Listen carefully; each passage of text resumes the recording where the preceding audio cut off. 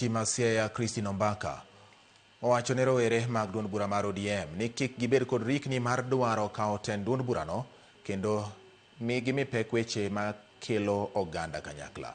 Koloso e kinde chiwo basari e boma ma Siaya, Ombaka owacho ni gwenyruok e paro e kind jokanyo mag ODM nyalo hinyo duond burano ma bende en duond bura maduong' mogik e pacho ka kendo ma ibiro rang ahinya e yiero maduong' mabiro.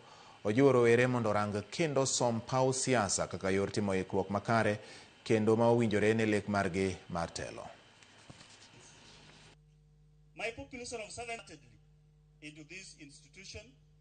The turbulence in ODM is that when Baba passed away, people think that there is a vacancy to take over from him. Some of them are over-ambitious and are trying to take this opportunity to begin to be felt in the community. Let them just go slow.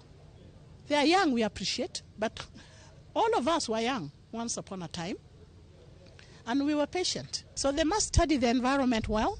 They must scheme for positions in future. I agree that everybody is ambitious, and that is not a bad thing to do.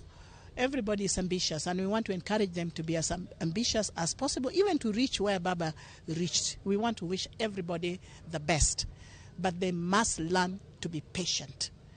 They must never break the party because they will be partyless themselves.